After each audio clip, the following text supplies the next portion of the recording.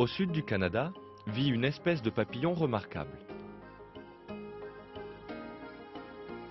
Le monarque. Comme tous les autres papillons, le monarque vient au monde après une succession d'étapes plus parfaites les unes que les autres. Tout d'abord, la mère papillon dépose ses œufs sur une feuille.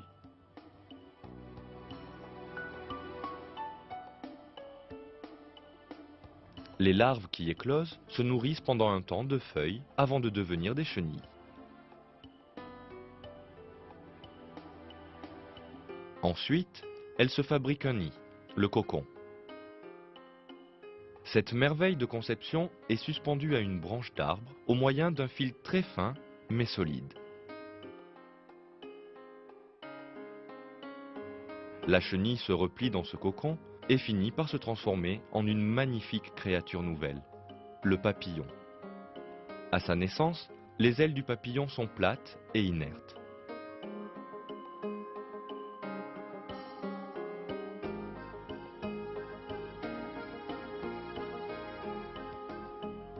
Mais à mesure que le sang se propage dans son corps, les ailes prennent vie et le monarque est prêt à voler.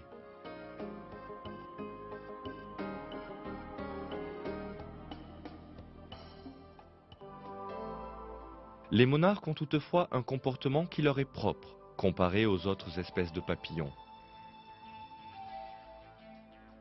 En l'espace d'une année, 4 différentes générations de monarques voient le jour. Les 3 premières ont une durée de vie moyenne de 5 à 6 semaines. La 4e, quant à elle, vivra pendant les 8 mois que durera sa migration.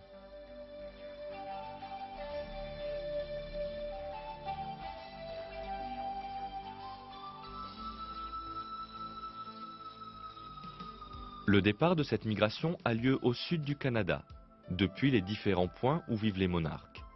Le voyage se fait en direction du sud, pour certains vers la Californie et pour d'autres vers le Mexique. Il est intéressant de voir que tous les monarques se retrouvent pour le reste de la migration, comme s'ils en avaient reçu l'ordre simultané.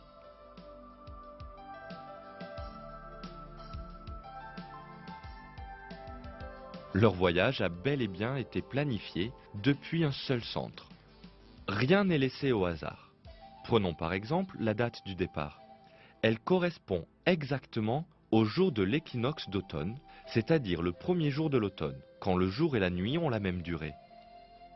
Après environ 2 mois de vol, ils atteignent les chaudes forêts du sud. Des millions de monarques couvrent les troncs d'arbres. Ils restent là pendant 4 mois, de décembre à mars, ne buvant que de l'eau et ne se nourrissant que de la graisse stockée dans leur corps.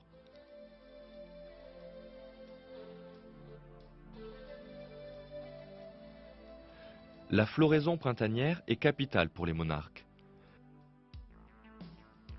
Car après 4 mois de jeûne, ils ont besoin de ce nectar pour se revigorer.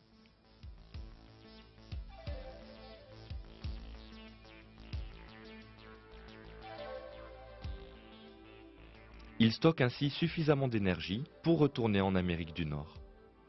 Avant la reprise du voyage, à la fin du mois de mars, ils s'accouplent. Le jour de l'équinoxe du printemps, quand le jour a la même durée que la nuit, la colonie entame son périple vers le nord jusqu'au Canada. Là s'achève le voyage.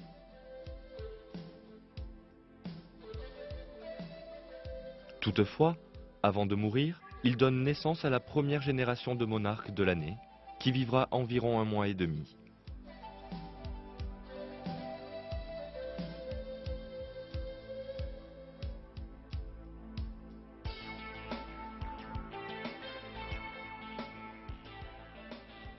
Ensuite, la 2e et la 3e succéderont, et enfin, la 4e effectuera la même migration. Elle vivra 6 mois de plus que les 3 autres, et le cycle recommence.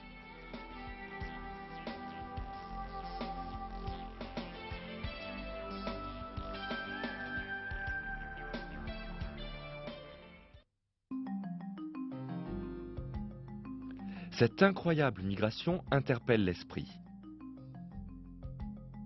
Pourquoi la 4e génération vit-elle plus longtemps?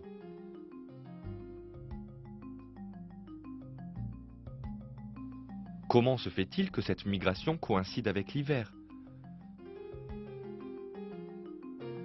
Pourquoi le voyage des papillons commence-t-il le jour de l'équinoxe?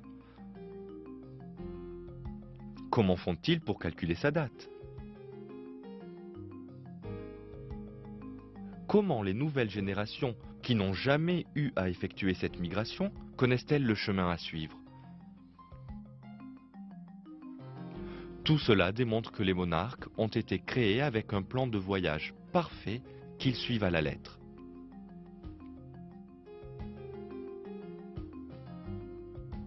Le moindre écart par rapport à ce plan mènerait à l'extinction de l'espèce.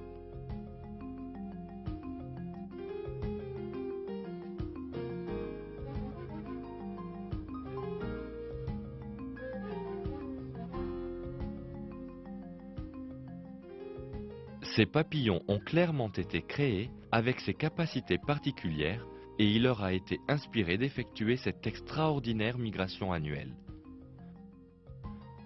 Dieu, Seigneur des cieux et de la terre, créateur et souverain de tous les êtres, est l'auteur de cette création miraculeuse.